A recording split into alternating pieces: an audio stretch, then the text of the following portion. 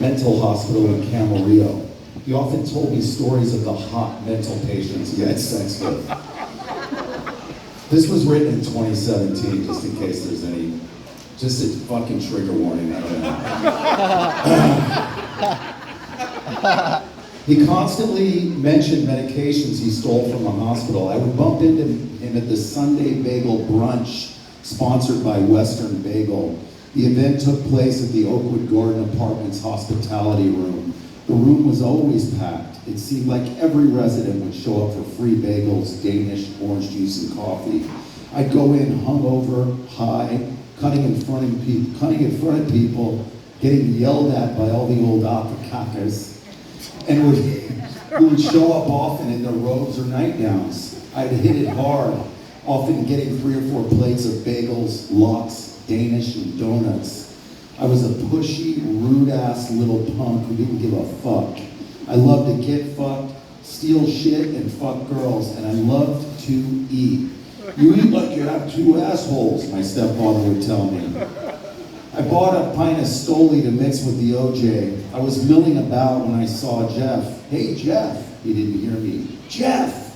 He was flirting with a 65-year-old divorcee named Sunny Goldstein. She was always tanning. Everybody in the complex constantly told her how young she looked. She had fake tits and wore Fiorucci sunglasses, tiny bikinis, and big hats. She had tan, sagging cellulite around her inner thighs and ass. She was a young spirit in a really old container. She sauntered into the room like she was Lauren Hutton. She had cruised me by the pool a couple of times and invited me up for dinner. I imagined her pussy looked like an old catcher's mitt. And I just didn't want to play ball. Jeff did. He was creepy that way. He had banged out a couple of the old broads from the Geritol set. He couldn't seem to score with younger chicks here. Hey Mike, how's it going, man? He pulled off his Varney sunglasses. I wanted those. He was wearing big, droopy surf trunks, blown out flip-flops, and a Frampton Comes Alive t-shirt. Oh, God. He also had on puka shells, though he'd never been to Hawaii or any island. And from what I know of, never even went to the beach. He had that benzodiazepine gleam. He took a lot of Valium and a slow eye due to a congenital ocular muscle problem. He said it embarrassed his mom and dad, so they made him wear dark sunglasses as a kid. He could look at the buffet table over to his left and directly at me standing in front of him, all at the same time. Anything happening? Got something? I whispered. I need drugs. No, man, just psych meds, the zines, Stella, Thora, and Compa. His speech was strained, like there was a smaller voice in the back of his throat that's trying to speak above his current voice. Psychotropics, not the tropics I want a summer in, he laughed. A Camarillo hospital joke I'd heard over and over. I forced a chuckle. Yeah, me either, I hate those things. They make me feel like that slack-jawed grandpa eating that poppy seed bagel over there in the corner. Fucking cream cheese and lox dripping on his Rolex. Jeff looked around and laughed. He leaned in. Yeah, I'm going to Santa Fe in a week. I'll bring something back. Friend of mine deals crank and coke out there. He bit into the everything bagel. Really? When you leaving, Jeff? I looked over at Bunny. She winked at me. My stomach turned. Maybe she paid me to fuck her? Monday night. Why?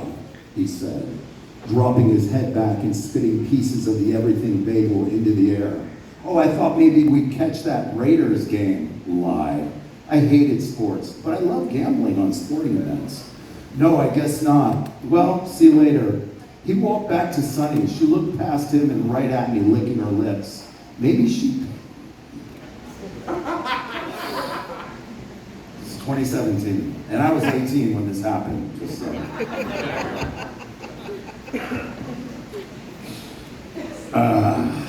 Well, maybe she'd pay me to suck my dick while I look at a Hustler magazine. I took a swig of vodka and OJ. Yeah, later, Jeff. My mind was going. I had a plan. Monday night, Jeff's apartment, Q107, 11:30 p.m. I was pacing back and forth because I couldn't get the patio sliding door off its tracks. It usually wasn't a problem. How the fuck? I had to get in. What do I do now? I know Jeff kept an English cookie tin of pills in his studio apartment. He showed it to me a couple of weeks ago. I needed to steal it. I needed to get high. I needed to throw the ultra-heavy little hibachi through the sliding glass door. Crash, slam, chinkle, crash. I rushed into the apartment. There was briquette dust in the air and all over the floor. He had concert posters and Playboy centerfolds taped to the walls. Hendrix, Mott the Hoople, Humble Pie, complete with the black lights. The floor had paper plates with food still on them from the weekend, along with an open container of Vaseline and Swedish erotica porno videos. I searched under the bed, nope. The closet, nope. The bathroom, nope. The refrigerator, yep. The cookie tin was in there and loaded with pills. So many colors and designs. I grabbed an alpha beta paper bag. Like that detail to my boomers. Alpha beta paper bag and threw the tin into the bag and walked out the front door. I quickly walked to the exit of the building. I ducked inside a doorway. I saw the little Oakwood security cart come by. The guard looking like business as usual. No sense of urgency, just making his rounds. I was in and out in probably 2.5 minutes. Oakwood has 26 buildings, letters A through Z, 3 floors each. 5 guys handled all the security. 2 vehicles, easy pickings. I quickly headed to P304, Mike Anderson's apartment. Mike was my partner in crime. I knocked, no answer. Mike, it's Mike. Come on. I heard him creep towards the door. He looked through the peephole. He opened the door. He looked wired as fuck. Hey, how'd it work out? You took the whole cookie tin? Fuck's that dirt on your face? Camouflage? Good idea. Nobody saw you come up here, right? He chirped rapid fire at me, paranoid. Right, man, nobody saw me. Jeff's gone for a week. Cool, hey, before we start taking any of these, shouldn't we find out what they are? He asked me nervously. My mom's a nurse, I assured him. She keeps a physician desk reference in the apartment. I'm gonna run back and grab it. Don't take anything until I get back, dude. Wow, look at this pink pill. This must be an elephant immobilizer. Mike, don't fuck around with this until I get back.